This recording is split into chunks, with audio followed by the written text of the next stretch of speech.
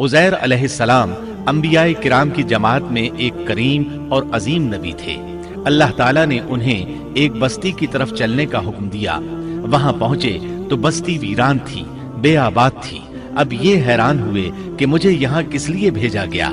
ऐसे में ख्याल आया, अल्लाह ताला इस मुर्दा बस्ती को कैसे जिंदा फरमाएंगे। ये ख्याल ताज्जुब के तौर पर था। अल्लाह ताला सूरतुल बकरा आयत 259 में फरमाते हैं, या उस शख्स की मानंद के जिसका गुजर उस बस्ती पर हुआ जो छत के बल औंधी पड़ी हुई थी। वो कहने लगा कि उसकी मौत के बाद अल्लाह ताला उसे कैसे जिंदा करेगा। तो अल्लाह ताला ने उसे भी मौत दे दी 100 साल के लिए। फिर उसे उठाया, पूछा तुझ पर कितनी मुद्दत गुजरी। कहने लगा, एक दिन या दिन का कुछ हिस्सा। अल्लाह ताला ने फरमाया, तू 100 साल तक ठहरा रहा।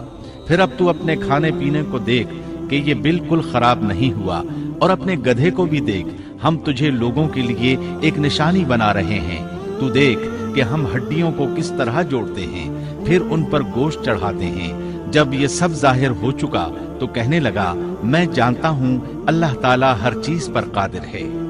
अल्लाह ताला ने नींद की हालत में उज़ैर अलैहिस्सलाम की रूह कब्ज की थी, इसलिए उन्होंने जवाब देते वक्त समझा कि शायद वो सो रहे हैं। उन्हें ये एहसास भी न हुआ कि मैं तो इतना अरसा मुर्दा रहा हूँ। जब वो सोए थे तो सुबह का वक्त था। जब दोबारा जिंदगी मिली तो असर के वक्त आंख खुली। इसीलिए अल्लाह ताला के सवाल के जवाब में उन्होंने कहा, मैं एक दिन या दिन का कुछ हिस्सा सोया रहा हूँगा। अल्लाह ताला ने फरमाया, अपने खाने और गधे को देखो, खाना बहुत जल्द खराब हो जाता है, लेकिन 100 साल गुजरने पर भी खाना बिल्कुल ताजा था, जबकि आपके गधे की हड्डियां बिखरी पड़ी थी। अचानक उनके सामने देखते ही देखते हड्डियां हरकत करने लगी, फिर जुड़ने लगी। गधे का ढांचा तैयार हो गया तो उस पर गोश्त चढ़ने लगा। इस तरह गधा जिंदा हो गया और आवाज देने लगा। ये देखकर उज़ैर अलैहिस्सलाम पुकार उठे, वाकई मेरा परवरदिगार हर चीज पर कादिर है। उनकी इस आरजी मौत के दौरान वो बस्ती आबाद हो चुकी थी। उज़ैर अलैहिस्सलाम ने उनसे पूछा, क्या तुम लोग उज़ैर को जानते हो? उन्होंने कहा, जी हाँ, उन्हें फौत हुए 100 साल से जायद अरसा बीत चुका है। तब उज़ैर अलैहिस्सलाम ने उन्हें बताया, मैं ही उज़ैर हूँ। उन्हें यकीन न आया। वो एक बुढ़िया को ले आए, उसकी उम्र 120 साल थी। उन्होंने उससे उज़ैर अलैहिस्सलाम के बारे में पूछा। उसने उज़ैर अलैहिस्सलाम की 10 निशानियां बयान की। वो सामने खड़े उज़ैर अलैहिस्सलाम को देख रहे थे। तब उन्हें यकीन आया। उज़ैर अलैहिस्सलाम उनके दरमियान क़याम पजीर रहे। आपने उन्हें नए सिरे से तौरात की तालीम दी। वो उसको भूल चुके थे। बस्ती वाले उनसे बहुत मुतासिर हो गए, उनकी ताजीम करने लगे। इस अजीम मोजज़े की वजह से रफ्ता रफ्ता वो उन्हें अल्लाह का बेटा तसव्वुर करने लगे। अल्लाह ताला सूरह तौबा आयत 30 में फरमाते हैं, और यहूदियों ने कहा, उज़ैर अल्लाह के बेटे हैं। ये अल्लाह ने उनका एक जुर्म बयान किया है। ये जुर्म उनमें नस्ल दर नस्ल चलता रहा, यहाँ तक कि इस दौर में भी यहूदी उज़ैर अलैहिस्सलाम को अल्लाह का बेटा मानते हैं। आपका नाम दीवाने मुकद्दस भी रखते हैं और कहते हैं ये मुकद्दस जात की नस्ल से है और माबूद है। यही उनका शिर्क है। अल्लाह उन पर लानत करे। अल्लाह उन्हें इस जुर्म की सजा जरूर देगा। इंसान कितने ही बुलंदबाला मकाम पर पहुंच जाए और अल्लाह ताला के साथ उसे ज्यादा से ज्यादा कुर्ब हासिल हो जाए, तब भी वो अल्लाह का बंदा ही रहता है।